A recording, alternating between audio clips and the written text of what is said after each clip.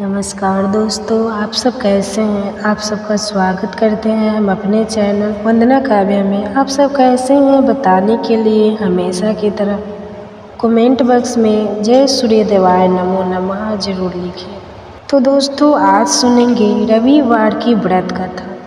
प्राचीन काल में एक नगर में एक बुढ़िया रहती थी। वह हर रविवार सुबह उठकर स्नान करने के बाद अपने घर के आंगन को गाय के गोबर से लीपती, फिर सूर्य देव की पूजा करती और उन्हें भोग लगाकर स्वयं भोजन करती। लेकिन बुढ़िया अपना आंगन लीपने के लिए अपनी पड़ोसन के गाय का गोबर लाती। वहीं सूर्य देव की कृपा से बुढ़िया को किसी प्रकार का कष्ट नहीं था, इसलिए उसे देखकर उसकी पड़ोसन बहुत जलती। एक दिन रविवार को पड़ोसन ने अपनी गाय को अंदर बांध दिया, जिससे बुढ़िया को गोबर ना मिल सके और घर के लिए कोई उपाय भी नहीं हो सके। इसलिए उन्हें इस दिन रविवार को इसको बुढ़िया बिना खाए रह गई और भूखी सो गई। उसे सपने में सूर्य देव ने दर्शन दिए और पूछा कि उसने आज वह क्यों नहीं लगाया। इस पर उस बुढ़िया औरत ने जवाब दिया कि उसके पास गाय नहीं है और पड़ोसन ने गाय को अंदर बांध लिया है, जिसकी वजह से लिपाई भी नहीं कर पाई और भोजन भी नहीं पका सकी। तब सूर्य देव ने कहा, मैं तुम्हारी भक्ति से काफ़ी प्रसन्न हूँ और मैं तुमको एक गाय देता हूँ जो तुम्हारी सभी मनोकामनाओं को पूरा करेगी। जब वह बुढ़िया सुबह उठी जगी तो उसने आंगन में एक सुंदर से गाय और बछड़े को खड़े हुए देखा। बुढ़िया ने पूरी श्रद्धा से गाय की सेवा करना शुरू कर दिया। लेकिन जब पड़ोसन को पता चला कि बुढ़िया के पास गाय कहाँ से आ गई, तो वह पहले से ज़्यादा जलने लगी। तभी उसने देखा कि गाय ने सोने का गोबर दे रही है। सोने का गोबर देखकर पड़ोसन की आंखें खुली रह गई। पड़ोसन ने अकेले में उस गोबर को उठाया और अपने घर के लिए चल दी। सोने के गोबर की जगह अपने गाय का गोबर रखी। इस तरह लगातार सोने के गोबर को इकट्ठा करके पड़ोसन कुछ ही दिनों में बहुत धनवान हो गई। अब सूर्य देव ने सोचा कि उन्हें ही कुछ करना पड़ेगा। उन्होंने एक शाम तेज आंधी चलवा दी। आंधी के कारण बुढ़िया ने गाय को अपने घर के अंदर बांध दिया और सुबह उसने देखा कि गाय तो सोने का गोबर करती है। उसके बाद तो हर रोज वह गाय को अंदर बांधने लगी। अब पड़ोसन से सहन नहीं हुआ और अपने राज की यह बात बता दी कि बुढ़िया के पास सोने का गोबर देने वाली गाय है। राजा ने अपने सैनिक भेजकर बुढ़िया और उसकी गाय को लाने का आदेश दिया। गाय राजमहल गए, लेकिन उस दिन उसने सोने का गोबर नहीं, बदबूदार गोबर किया और पूरे महल का वातावरण प्रदूषित कर दिया। उसी रात राजा को सूर्य देव ने सपने में दर्शन दिए और कहा कि वह गाय केवल इस बूढ़ी औरत के लिए ही है। वह हर रविवार मेरा नियम पूर्वक व्रत करती है और मुझे भोग लगाती है, इसलिए भलाई इसी में है कि वह गाय बुढ़िया को वापस लौटा दी जाए तो बहुत अच्छा होगा। राजा ने बुढ़िया को गाय वापस कर दी और साथ ही बहुत सारा धन भी दिया। राजा ने नगर में ऐलान कर दिया कि सभी नगरवासी रविवार का व्रत करें और सूर्य देव की पूजा भी करें। सूर्य देव जैसे उस बुढ़िया पर कृपा करें, ऐसी कृपा सब पर करना। कैसी लगी आपको आज की यह कथा? ऐसी और कथाओं के लिए हमारे चैनल वंदना काव्या को सब्सक्राइब करें। धन्यवाद। के बाद ऋषि पंचमी का व्रत रखा जाता है। इस दिन सप्त ऋषियों की पूजा करते हैं। ऋषि पंचमी पर कश्यप ऋषि की जयंती भी मनाई जाती है। इस दिन ऋषि पंचमी की कथा सुनी जाती है। कहा जाता है कि ऋषि पंचमी का यह व्रत रजस्वला दोष से शुद्ध होने वाला उपवास है। इस दिन महिलाएं परिवार की सुख, शांति और समृद्धि के लिए व्रत रखती हैं। व्रत के दौरान ऋषि पंचमी व्रत की कथा भी सुनती है। तो आइए बड़े ही ध्यान से सुने ऋषि पंचमी व्रत की कथा। सतयुग में विदर्भ नगरी में यंज नामक राजा हुए थे। वह ऋषियों के समान थे। उन्हीं के राज में एक कृषक सुमित्र था। उसकी पत्नी जयश्री अत्यंत पतिव्रता थी। एक समय वर्षा ऋतु में जब उसकी पत्नी खेती के कामों में लगी हुई थी तो वह राजसावला हो गई। उसको राजसावला होने का पता लग गया, फिर भी वह घर के कामों में लगी रही। कुछ समय बाद वह दोनों स्त्री पुरुष अपनी अपनी वायु भोग कर मृत्यु को प्राप्त हुए। जयश्री तो श्वान बनी और सुमित्र को राजसावला स्त्री के संपर्क में रहने के कारण बैल की योनि मिली, क्योंकि वो दोष के अतिरिक्त इन दोनों का कोई अपराध नहीं था। इसी कारण इन दोनों को अपने पूर्व जन्म का समस्त विवरण याद रहा। वे दोनों श्वान और बैल के रूप में उसी नगर में अपने बेटे सुचित्र के यहाँ रहने लगे। धर्मात्मा सुचित्र अपने अतिथि का पूर्ण सत्कार करता था। अपने पिता के श्राद्ध के दिन उसने अपने घर ब्राह्मणों को भोजन के लिए नाना प्रकार के भोजन बनवाए। जब उसकी स्त्री किसी काम के लिए रसोई से बाहर गई तो एक सांप ने रसोई की खीर के बर्तन में विष मिला दिया। श्वान के रूप में सुचित्र की माँ कुछ देर से सब देख रही थी। पुत्र की बहू के आने पर उसने पुत्र को ब्रह्मा हत्या के पाप से बचाने के लिए उस बर्तन में मुंह डाल दिया। सुचित्र की पत्नी चंद्रवंका यह कृत्य देखा न गया और उसने चूल्हे में से जलती लकड़ी निकालकर श्वान को मार दी। बेचारी श्वान मार खाकर इधर उधर भागने लगी। चौके में जो जूट आदि बची रहती थी वह सब सुचित्र की बहू श्वान को डाल देती थी, लेकिन क्रोध के कारण उसने वह भी बाहर फेंक दिया। सब खाने का सामान फवा कर बर्तन साफ करके दोबारा खाना बनाकर ब्राह्मणों को खिलाया। रात्रि के समय भूख से व्याकुल होकर वह श्वान बैल के रूप में रह रहे अपने पूर्व पति के पास आकर बोली, हे स्वामी, आज तो मैं भूख से मरी जा रही हूँ। वैसे तो मेरा पुत्र मुझे रोज खाने को देता था, लेकिन आज मुझे कुछ नहीं मिला। सांप के विष वाले खीर के बर्तनों को अनेक ब्रह्मा हत्या के भय से छूकर उनके ना खाने योग्य कर दिया। इसी कारण उसकी बहू ने मुझे मारा और खाने को कुछ भी नहीं दिया। तब वह बैल बोला, हे भद्रे, तेरे पापों के कारण तो मैं भी इस योनि में आ पड़ा हूँ और आज भोजा ढोते ढोते मेरी कमर टूट गई है। आज मैं भी खेत में दिन भर हल चलाता रहा। मेरे पुत्र ने आज मुझे भी भोजन नहीं दिया और मुझे मारा भी। बहुत मुझे इस प्रकार कष्ट देकर उसने इस श्राद्ध को निष्फल कर दिया।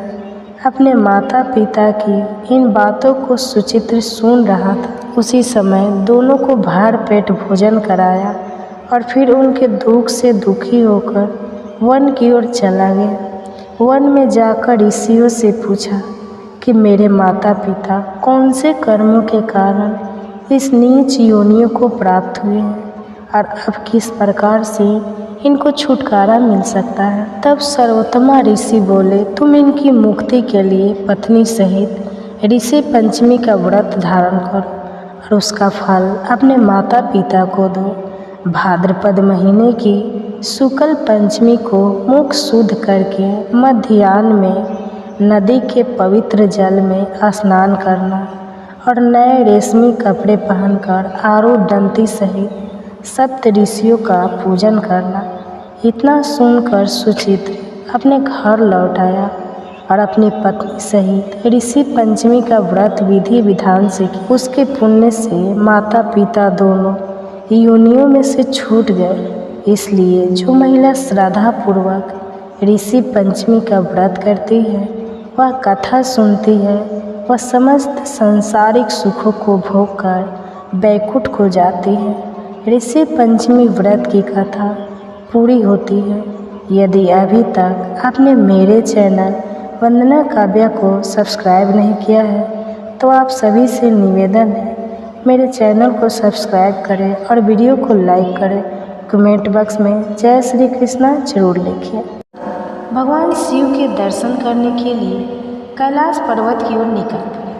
तभी मार्ग में उन्हें बहुत सारी गाय दिखाई पड़ी और गायों के साथ वहाँ उन्होंने देखा कि शेर भी घूम रहे हैं। दो विपरीत पशुओं को एक साथ देखकर उन्हें बड़ा आश्चर्य हुआ। तभी उन्हें एक मनुष्य भी वहाँ दिखाई पड़ा जो गौ के साथ खड़ा था और उन्हें भोजन करा रहा था। देवर्षि नारद उत्सुकतावश उस मनुष्य के पास जाते हैं और पूछते हैं, हे विप्र, यह कौन सा प्रदेश है? यह स्थान तो बड़ा ही विचित्र दिखाई पड़ रहा है। गाय और शेर एक साथ घूम रहे हैं और दोनों को एक दूसरे का कोई भय नहीं। तब वह मनुष्य कहता है, हे मुनिवर, यह कैलाश पर्वत है। यहाँ पर भगवान शिव की बड़ी माया फैली हुई है। इसी कारण से यहाँ पर कोई हिंसा नहीं करता है। शिव जी की माया से ही इस दुर्गम प्रदेश में सभी पशुओं को उत्तम भोजन मिलता है। यह बात सुनकर देवर्षि नारद भगवान शिव से मिलने के लिए उनके स्थान पर जाते हैं। देवर्ष को देखकर भगवान शिव कहते हैं, आइए देवर्ष, कैलाश में आपका स्वागत है। आप किस उद्देश्य से यहाँ पधारे हैं? तब देवर्षि कहने लगे, हे भोलेनाथ, मन में आपके दर्शनों की इच्छा हुई तो मैं चला आया। आपके दर्शन करने मात्र से तो भक्तों के सभी कष्ट दूर हो जाते हैं। तब भगवान शिव कहते हैं, हे देवर्ष, फिर भी आपके मन में कोई न कोई शंका तो अवश्य होगी, इसलिए आप निसंकोच होकर पूछिए। देवर्षि ने कहा, भोलेनाथ, आप तो अंतर्यामी हैं, सब कुछ जानते हैं, फिर भी पूछ रहे हैं। यदि दास को आज्ञा दे तो पूछने का प्रयास करता हूँ। हे भोलेनाथ, आप तो पशुपतिनाथ हैं, इसलिए आप समस्त प्राणियों के रहस्य भी जानते हैं। आज मैं आपके पास गौ माता के महात्म को सुनने के लिए आया हूँ। हे प्रभु, गौ माता को सबसे अधिक प्रिय चीज़ कौन सी है और उन्हें कौन सी वस्तु खिलाने से मनुष्य के दुख दूर हो जाते हैं? देवर्ष के पूछने पर भगवान शिव ने कहा, हे देवर्ष, आपने समस्त मानव जाति के कल्याण हेतु उत्तम प्रश्न किया। इस प्रश्न का उत्तर देने के से पहले मैं आपको इससे जुड़ा एक प्राचीन इतिहास सुनाता हूँ। इस प्राचीन इतिहास के माध्यम से आपके मन में जो शंकाएं उठ रही है उन सब का समाधान हो जाएगा। इसलिए आप इस कथा को ध्यान से पूरा सुनिए। प्रिय श्रोताओं, जो भी इस कथा को ध्यान से और सच्चे मन से सुनता है, भगवान उसके सभी दुखों का नाश कर देते हैं, उसके सभी पापों का नाश कर देते हैं और उसे दुर्गम से दुर्गम स्थान में भी उत्तम फल की प्राप्ति होती है। देवर्षि कहते हैं, हे भोलेनाथ, आपके मुख से इस कथा को सुनना मेरा परम सौभाग्य है। कृपा इस कथा को अवश्य ही कहिए। मैं भी इसे ध्यानपूर्वक सुनूंगा और इसका प्रचार भी करूंगा। तब भगवान शिव देवर्षि नारद को कथा सुनाने लगते हैं। भगवान कहते हैं, हे देवर्ष, पूर्व समय की बात है, पृथ्वी लोक पर एक अत्यंत दुर्गम मुरु स्थल है। उस मुरु स्थल में कोई भी मनुष्य जीवित नहीं रह सकता, कोई प्राणी जीवित नहीं रह सकता। वह प्रदेश प्राणियों के मन में भय उत्पन्न करने वाला और अत्यंत दुर्गम, अत्यंत दुष्कर है। वहाँ पर कोई भी मनुष्य, कोई प्राणी रह ही नहीं सकता। उस स्थान पर तो केवल प्रेतों का ही वास रहता है। वहाँ की भूमि तापसी है। उस स्थान पर बड़े बड़े सर्प रहते हैं जो अत्यंत दुष्ट और भयंकर है। उस मरुथल में सूखे हुए और थोड़ी छाया वाले वृक्ष उगते हैं। समी, खैर, पलाश, करील, पीलू आदि प्रकार के वृक्ष उस स्थान पर पाए जाते हैं। कांटों से भरे हुए यह वृक्ष अत्यंत भयंकर दिखाई पड़ते हैं। उन पर कभी कोई फल नहीं उगते हैं। इसी कारण से कोई प्राणी वहाँ पर जीवित नहीं रह पाते। उस जगह पर तो केवल पाप करने वाले भूत, प्रेत और पिशाची निवास करते हैं। यमराज के द्वारा कष्ट भोगने के लिए उस स्थान पर उन्हें छोड़ा जाता है। भूख और प्यास से व्याकुल होकर वे प्रेत उस निर्जन स्थान पर भटकते रहते हैं। उस मरुस्थल में बहुत कम वर्षा होती है। आसमान में बादल भी कभी कभार ही दिखाई पड़ते हैं। पीने का पानी ढूंढने पर भी नहीं मिलता। वर्षा होने पर भूमि पर जो जल गिरता है वह भी तुरंत ही अदृश्य हो जाता है। इस बार एक बनिया अपने साथियों के साथ उस निर्जल स्थान की ओर चलने लगा। उस दुर्भाग्यवश वह अपने साथियों से बिछड़कर उस निर्जल स्थान में पहुंच गया। उस मरुस्थल में वह इधर उधर भटकने लगा और अपने साथियों को खोजने लगा। बहुत देर तक इधर उधर भटकने के बाद उसके मन में भ्रम होने लगा। अधिक समय तक चलने के कारण वह भूख और प्यास से अत्यंत पीड़ित हो गया। उसे अपनी प्यास बुझाने के लिए उस दुर्गम स्थान पर कहीं जल की एक बूंद भी दिखाई नहीं पड़ी। फिर वह एक स्थान पर खड़ा होकर चारों दिशाओं की ओर देखकर सोचने लगा कि ये किस दिशा में गांव है, किस दिशा में जल है, मैं कहाँ जाऊँ। लगता है अब तो इसी स्थान पर मेरी मृत्यु हो जाएगी। ऐसा सोचकर वह भगवान विष्णु की आराधना करने लगा। फिर उसी समय उसे कुछ प्रेत दिखाई पड़े जो उसी की तरफ आ रहे थे। उन प्रेतों के भयंकर रूप को देखकर वह बनिया भयभीत हो गया। वे सारे प्रेत भयंकर आवाज़ें करते हुए उसकी तरफ ही आने लगे। उस स्थान पर छुपने के लिए कोई जगह ही नहीं थी। अब बनिए के शरीर में बल नहीं था, थका हारा था, भूख प्यास से व्याकुल था। इस कारण वह भाग भी नहीं पा रहा था।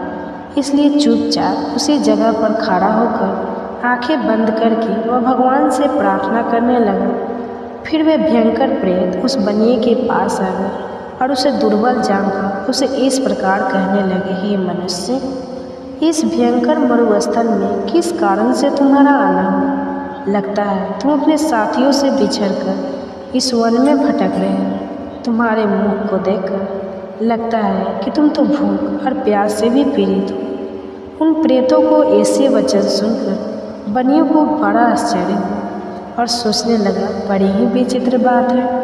यह भयंकर प्रेत मुझे खाने के बजाय मेरा हालचाल पूछ रहे हैं। तब वह बनिया उस प्रेतों से कहने लगा, हे प्रेतों, दुर्भाग्य से मैं अपने साथियों से बिछड़कर इस स्थान पर आ गया। कृपया तुम मुझे मत खाओ। मैं भगवान विष्णु भक्त हूँ। इस समय में भूख और प्यास से व्याकुल हो रहा हूँ। तब उस प्रेत ने कहा, हे मनुष्य, तुम चिंता मत करो, हम तुम्हें नहीं खाएंगे। भगवान की कृपा से हमें इस मरुस्थल में भी उत्तम भोजन मिलता है। इस प्रकार से कहकर उस प्रेत ने अचानक से एक कोटली पटक के जिसमें तरह तरह के व्यंजन और जल से भरा एक कलश भी रखा हुआ था।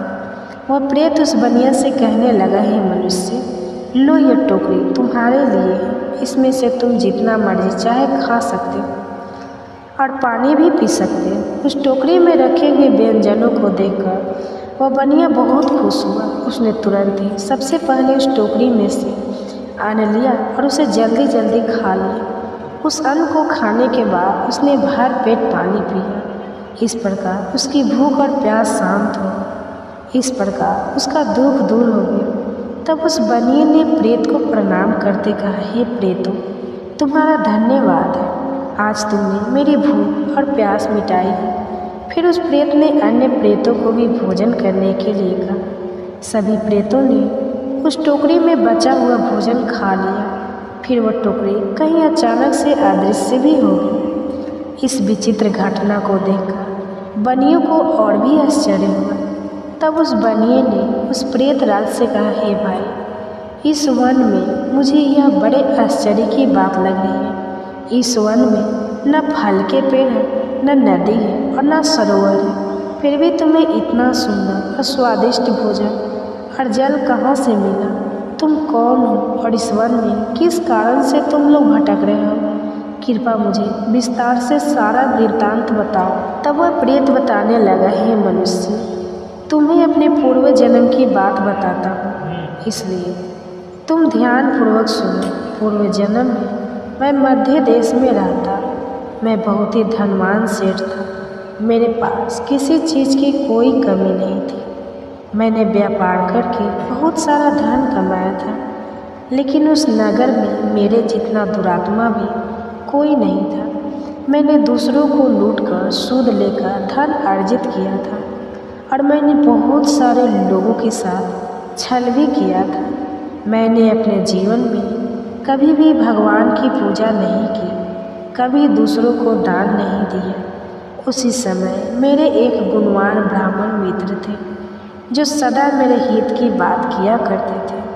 उन्होंने मुझे बहुत बार महत्वपूर्ण ज्ञान दिया। धन की रक्षा के लिए उन्होंने अनेक उपाय भी बताए।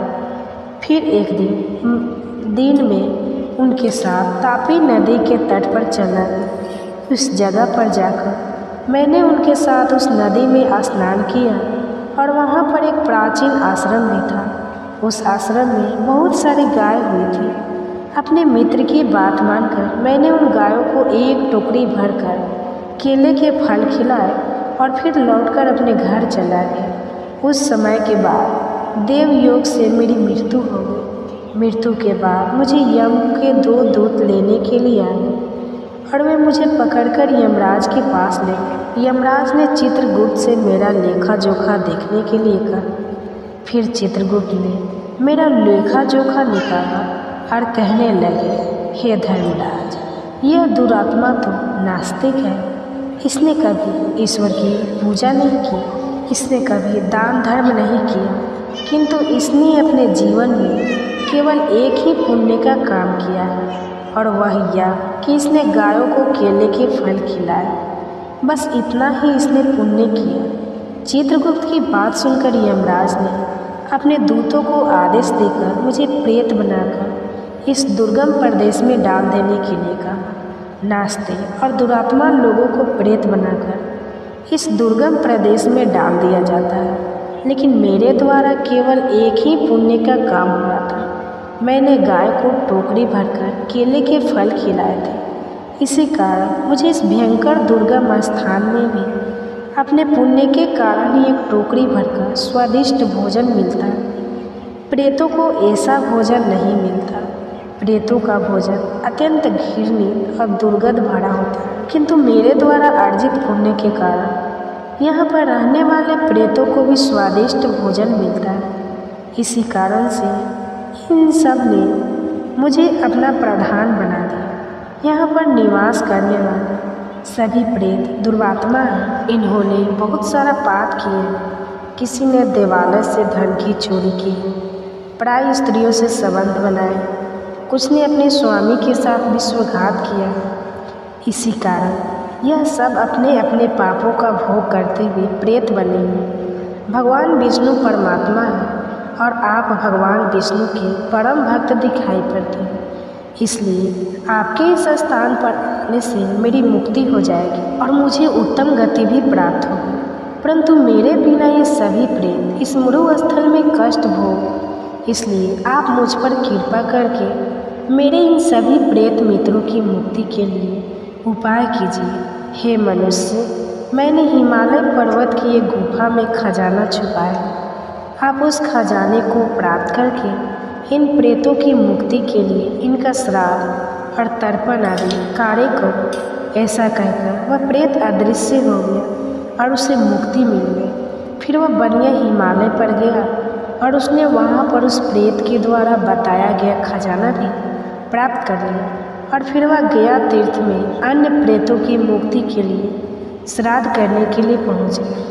वहाँ जाकर उस बनिए ने उन प्रेतों के लिए श्राद्ध करना प्रारंभ किया। जिस दिन वह जिस प्रेत का श्राद्ध करता है, वह प्रेत रात को उसके स्वप्न में आकर उसे दर्शन देकर कहता है, हे महाभागी, क्या तुम्हारा धन्यवाद है। इस प्रकार से अनेक दिनों तक उस बनिए ने वहाँ पर सब प्रेतों के लिए श्राद्ध किया और सभी प्रेत एक एक करके उसके सपने में आकर उसे दर्शन देने लगे और सभी प्रेतों को मुक्ति मिल गई। फिर वह बनिया अपने घर पर लौट आया और भगवान विष्णु की भक्ति करने लगा।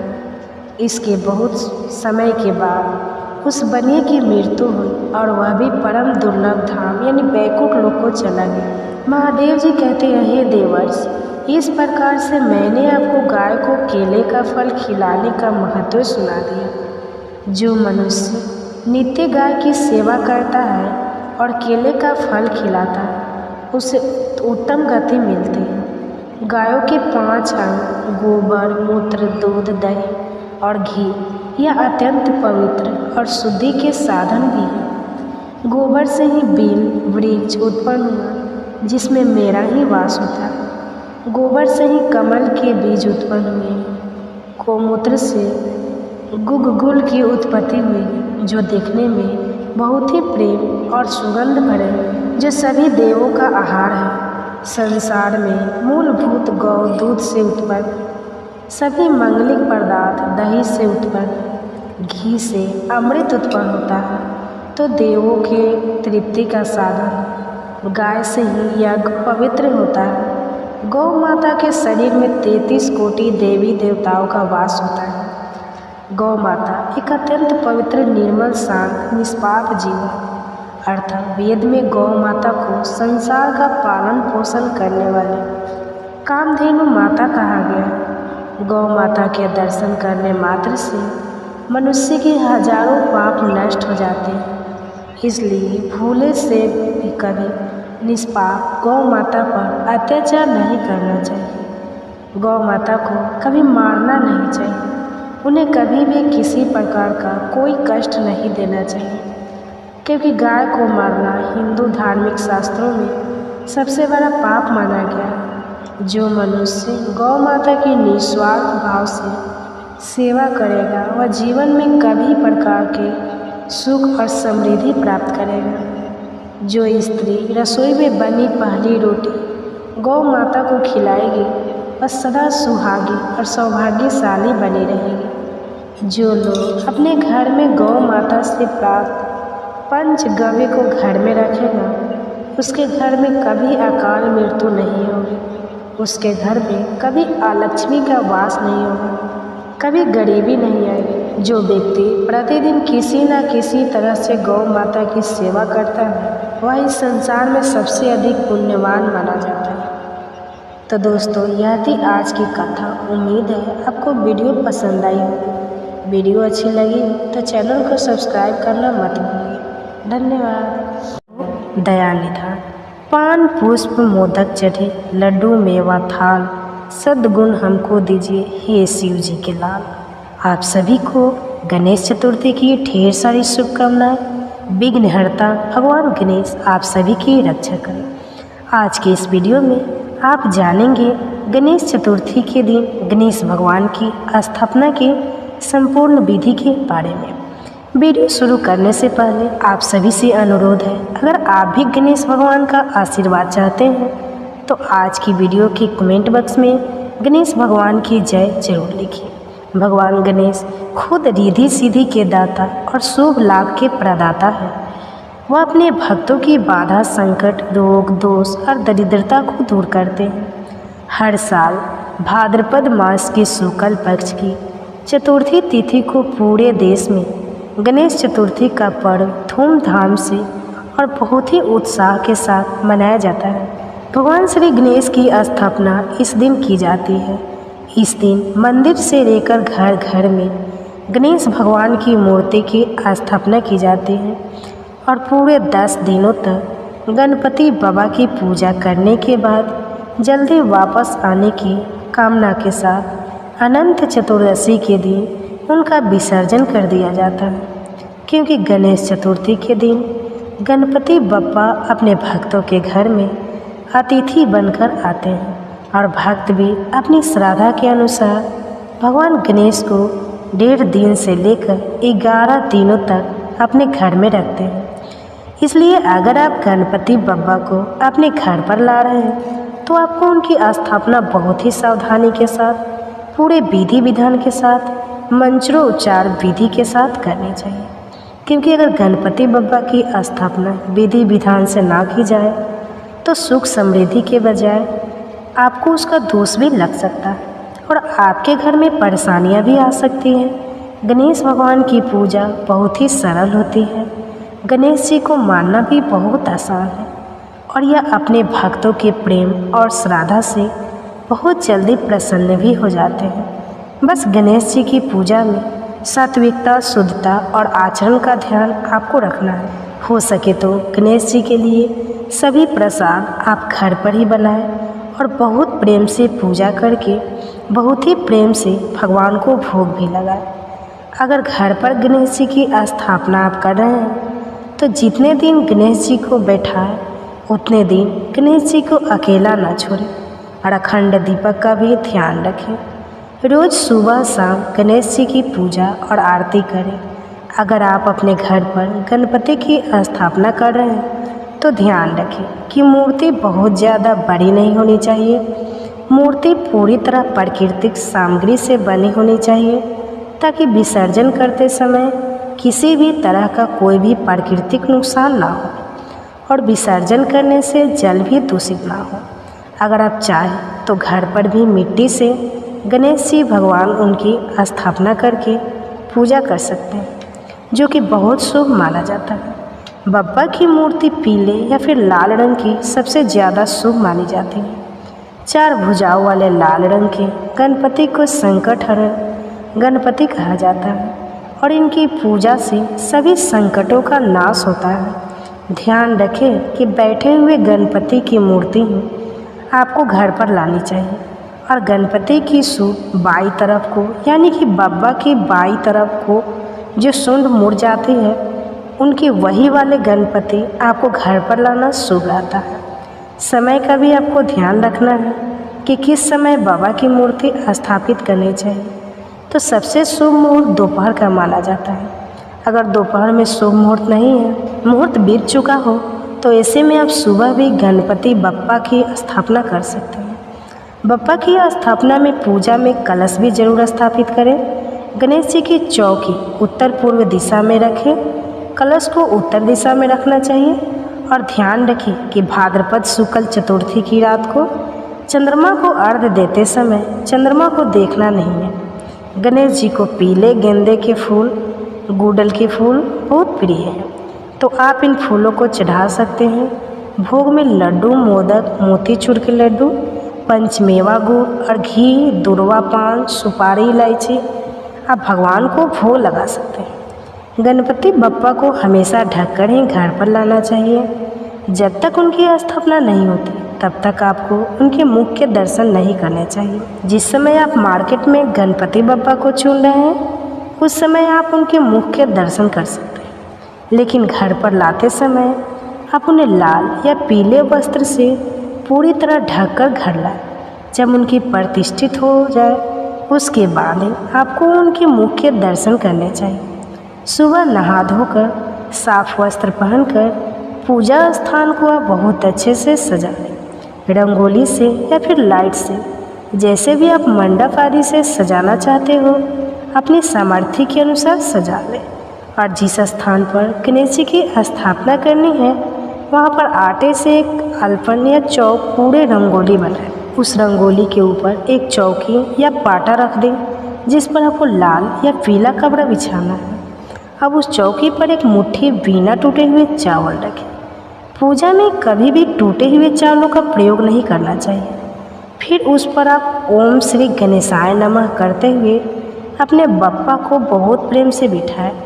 आप गणेश जी के एक तरफ चावल का ढेर बनाकर उस पर कलश की स्थापना करें। इसके लिए कलश पर वास्तविक चिन्ह बनाएं, उस पर मौलिया कलावा बांधे। इस कलश को चावल के ढेर पर आपको रख देना है। आप गंगा का ध्यान करते हुए आपको कलश में भर रखना है, जल भरना है।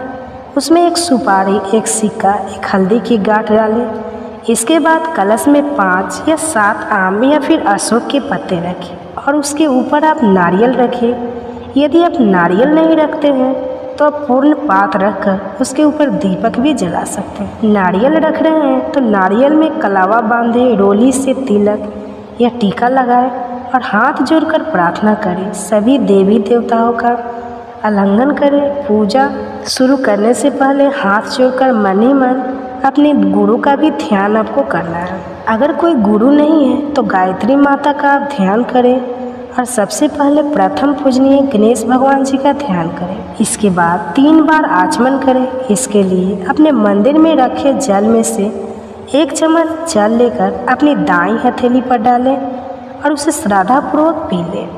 कई बार लोग आचमन वाले जल को पीने के बाद अपने सिर पर हाथ फेरते हैं, तो ऐसा नहीं करना है। इसके बाद आपको 3 बार आचमन करना है। ओम गंग गणपति नमः या ओम श्री गणेशाय नमः यदि मंत्रों का जाप करते रहे। इसके बाद हाथ से माथे और कानों को छूकर प्रणाम करें। फिर पूजा का संकल्प आपको लेना है। इसके लिए आपको हाथ से माथे और कानों को छूकर प्रणाम करने के बाद उस हथेली को धोकर उसी हथेली में थोड़े से अक्षत जल और पुष्प रखकर आंखें बंद करके भगवान श्री गणेश का ध्यान करना है। पूजा का संकल्प लेना है। आंखें बंद कर अपना नाम, अपने कुल, अपने पितृ आदि का नाम लेकर आपको भगवान श्री गणेश से प्रार्थना करनी है कि मैं पूरे विधि विधान से आपकी पूजा अर्चना करना चाहती हूँ। हे गणपति बप्पा, मेरी पूजा, मेरी प्रार्थना, मेरा उपवास स्वीकार करें।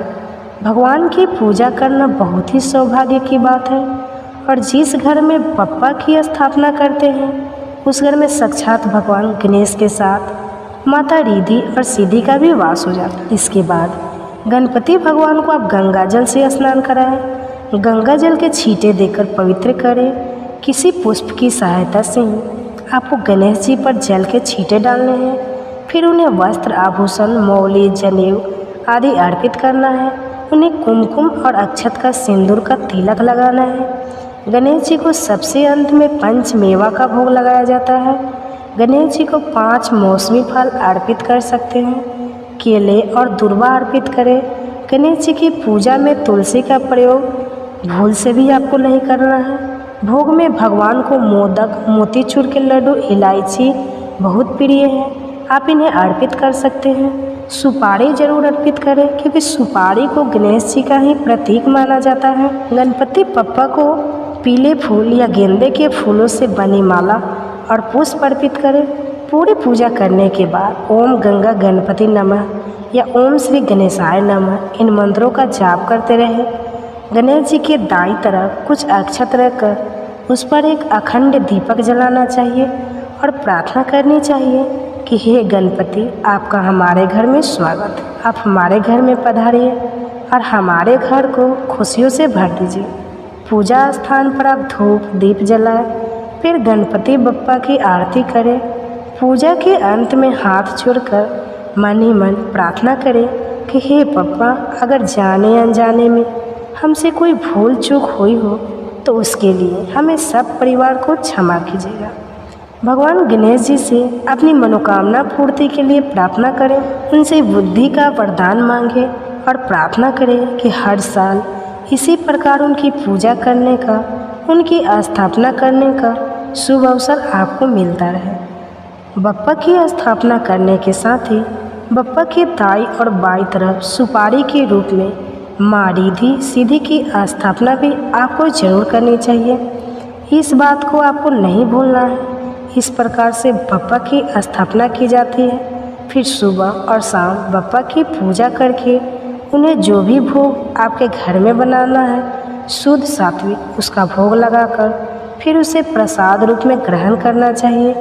जब आपके घर में गणपति की स्थापना होती है तब आपको अपने पूरे घर की शुद्धता का ध्यान रखना है। घर में कोई भी ऐसा व्यक्ति प्रवेश ना करे जिसने मांस, मदिरा का या नशे का सेवन किया हो। घर में जितने दिन तक बप्पा विराजमान है शुद्ध सात्विक भोजन ही बनाना चाहिए। हो सके तो परिवार के पूरे सदस्यों को मिलकर ही सुबह और शाम की पूजा करके भगवान को भोग लगाना चाहिए। बप्पा की पूजा के लिए आप अपने आसपास के लोगों को भी आमंत्रित कर सकते हैं। धूमधाम से भजन कीर्तन करते हुए आपको इस प्रकार से पूजा करनी चाहिए और फिर अपने सामर्थ्य के अनुसार चाहे 1.5 दिन, 3 दिन, 5 दिन या 11 दिन तक बप्पा को अपने घर में विराजित करके अंतिम दिन आपको उनका विसर्जन करना चाहिए। वैसे तो बप्पा को अनंत चतुर्दशी के दिन विदाई दी जाती है, उनका विसर्जन किया जाता है, लेकिन आप 1.5 दिन में भी बप्पा का विसर्जन कर सकते हैं। इसके लिए आपको अनंत चतुर्दशी का इंतज़ार नहीं करना पड़ेगा। आप बप्पा को विसर्जन करते समय बहुत ध्यान से उनका विसर्जन करें। जिस प्रकार से हम उन्हें घर लाते हैं उसमें सावधानी बरतते हैं उसी प्रकार से आपको जब भी विसर्जन करना हो तो धूमधाम से पहले उनकी पूजा करनी है। पूजा में या घर पर जितने दिन तक भगवान आपके घर रहे हैं, कोई गलती हुई हो भोग में, पूजा में, उसके लिए क्षमा याचना करनी चाहिए। फिर अबीर गुलाल भगवान को सबसे पहले अर्पित करके अबीर गुलाल उड़ाते हुए धूमधाम से खुशी मनाते हुए पप्पा को अंतिम विदाई देनी चाहिए और प्रार्थना करनी चाहिए कि अगले साल पप्पा फिर से आपके घर पधारें। किस प्रकार विसर्जन किया जाता है, और यदि आसपास नदी या तालाब की सुविधा ना हो तो घर पर आप विसर्जन कैसे कर सकते हैं, इस बारे में कंप्लीट जानकारी भी आपको हमारे चैनल पर मिल जाएगी। अगर आपको ये जानकारी अच्छी लगी हो तो वीडियो को लाइक कीजिएगा। हमारे चैनल पर हर दिन पौराणिक कथाएं भी सुनाई जाती हैं, साथ ही गणेश चतुर्थी की कथा भी सुनाई जाएगी।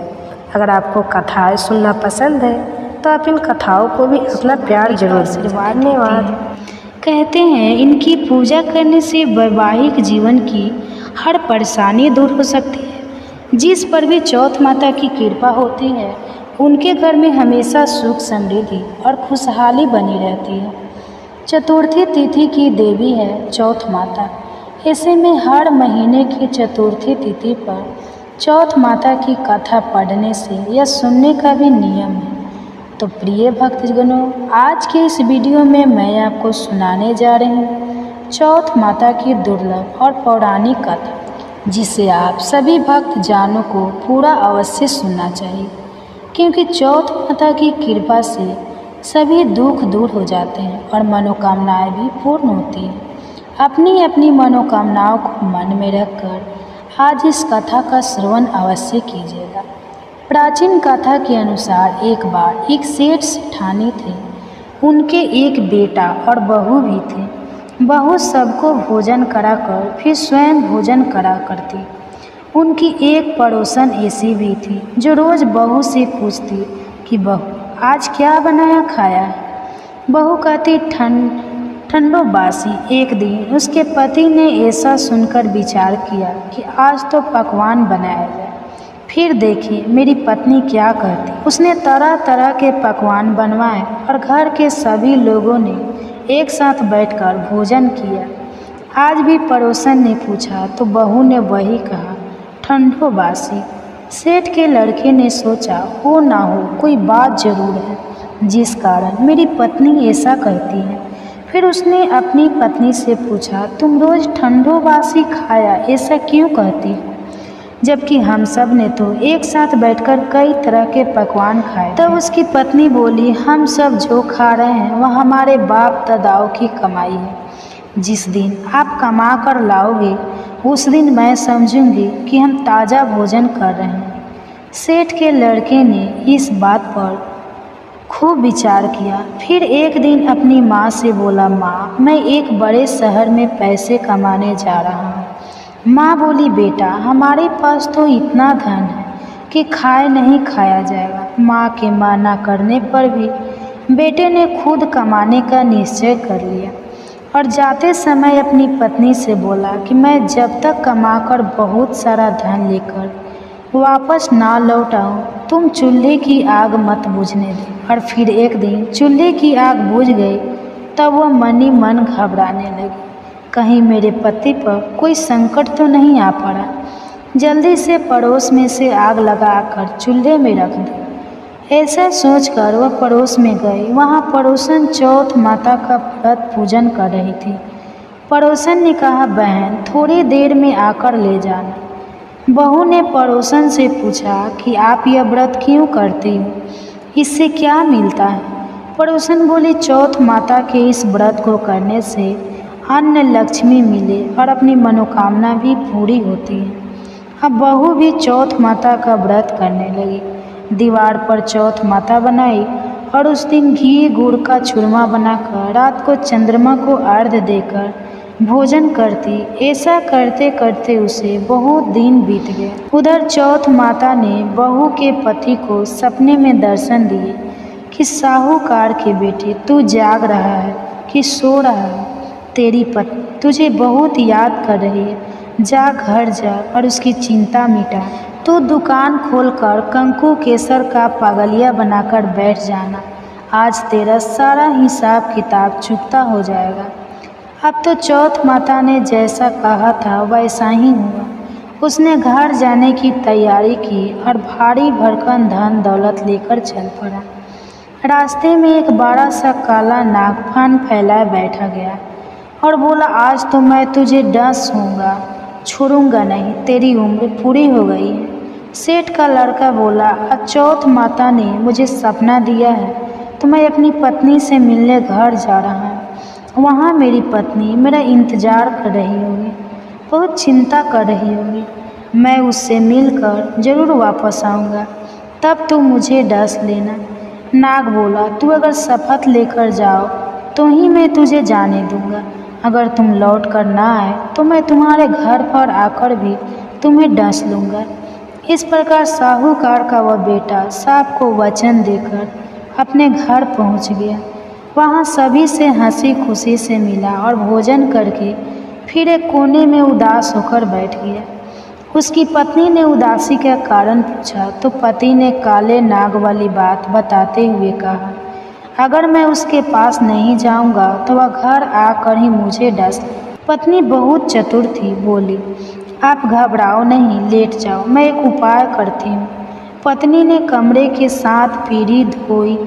पहली पीढ़ी पर रेत, दूसरी पीढ़ी पर इत्र, तीसरे पर गुलाल फूल, चौथी पर कंकु केसर, 5वीं पर लड्डू पेड़ा, 6ठी पर गादी गलीचा और 7वीं पीढ़ी पर दूध से भरकर कटोरा रख दिया। इस प्रकार वह 7 ही पीढ़ी सजाकर बैठ गए।